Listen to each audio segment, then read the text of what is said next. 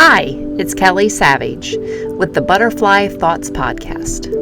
Welcome, and thank you for joining me as we take our transformation journey day by day, thought by thought, and we're doing it together. In a few short minutes a day, we provokingly reflect and challenge ourselves into a different perspective, starting with just one thought. Today's episode is a small nightmare. So I had what you might call a small nightmare in my workday the other day as I was traveling some distance. I was about 20 minutes away from my destination when I heard some noises. Well, then the steering didn't feel too good. So obviously, I pulled over and we discovered that we now have a flat tire. Okay, most people might be able to change their flat and be on their way, but I can't. I have to admit I never learned. And neither could my passenger comfortably. No, that is not the small nightmare that I speak of. What proceeded afterwards started our little debacle. After we called service and thinking all was well because their app said that they will be there in 45 minutes, we sat back on our phones answering emails, just talking. 2 hours passed, and after checking out the app constantly, I called and talked with the service, who paged the tow guy only to verify where I was because they said it didn't show up in the system. But after I told him about the mile marker we were at, he says, Oh, okay, that's one of the most dangerous spots. We have to get you off the highway.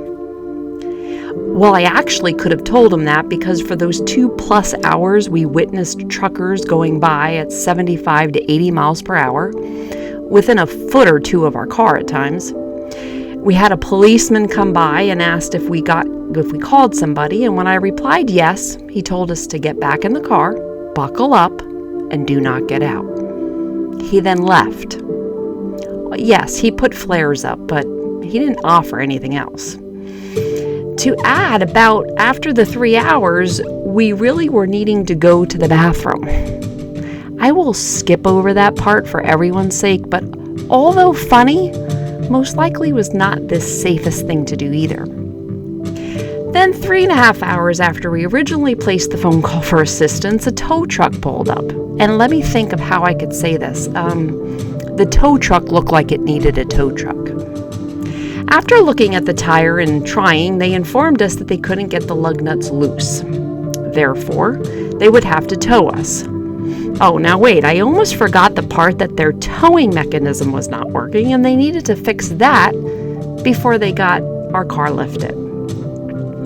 Okay, we're ready to roll to the garage and we realized the tow truck fits 3 people and there was 4 of us. The math obviously didn't add up, but I put my passenger on my lap and we took off for what we thought was a 5 to 7 mile ride. Not bad, right? It was 5 to 7 miles, but 20 minutes to 25 minutes to get there because of the hills and back roads, and the visibility being about 50 to 100 feet that day. Oh, did I mention that it was pouring and the low visibility with the truckers flying by? So we set off to go to the garage, and sitting in the tow truck with the frost heat on high, the closing in feeling that I was getting, the woman on my lap, the low visibility, pouring rain, and the driver coughing on me and asking me how to get to the garage, as if I was from around there. He also was saying at the same time while he was coughing that he was getting sick. I was just about a minute away from my very first official anxiety attack and feeling extremely claustrophobic. I never did have an anxiety or panic attack before in my life. However, I can tell you that day I was extremely close. I started talking to myself all the way through the situation, texting my husband, trying to keep myself busy, and really trying to focus on other things. But as you can tell, maybe even with me recounting this, I can still feel the situation in the depths of me. Seeing that garage was an amazing feeling to me. We made it, right? Yes, we did. We made it to the garage, and between a few questions about service and if they had the tire in stock, those issues seemed insignificant to our last 4 hours. So we pushed right on and saw the finish line, which, by the way, was in the form of my work car with 4 good tires on and ready to roll out of the garage and back to my office. Fast forward, I'm good, tire good, another day full of sunshine, and because I never got to my original destination, I had to go the next day. As I rounded the hill and started to come down the incline where it all went wrong the day before, I will tell you that all kinds of different scenarios were rushing through my mind. All kinds of feelings while reliving that few-hour window the day prior. Those thoughts ran away with me more than I care to admit. But in transparency, I will be honest to say they were playing with me. Then the scenarios of the what-ifs began to play in all kinds of different forms. When we normally are driving down the highway, walking down the streets, going about our business, we are not thinking about the what-ifs, and especially so intensely as when you went through something to trigger you, like our little small nightmare. But after something like that does happen, it sets the stage to other thoughts. And if thought on, pondered, if played with, they can become bigger and more out of control. So I had to do the battle of the mind and capture my thought exercise. You know, the old mind over matter, and exercise the thought control that we all really do possess. The conscientious, deliberate thinking on other things to get past and be able to move on. We've all been there, the living the situation all over again in our mind, the thoughts of worse scenarios, and pondering on them until we feel that we might be in a downward spiral. Those what-ifs. Well, during that, my butterfly thought did come in, and not as quietly as normal, but nonetheless was my thought that did transform me in that moment. The butterfly thought was fear. That's all I heard. One word. I actually didn't need to hear it anymore, or anything else with it. I knew in that one word what I was dealing with, and also knew I didn't want to deal with it. I was operating in fear of the unknown, fear of a past event that occurred, a fear of the future things like the what-ifs. But it was strong enough to tell me that it was the fear that was making me feel and think those thoughts at that moment. The truth is, fear is the opposite of faith, the opposite of hope, opposite of living in the moment.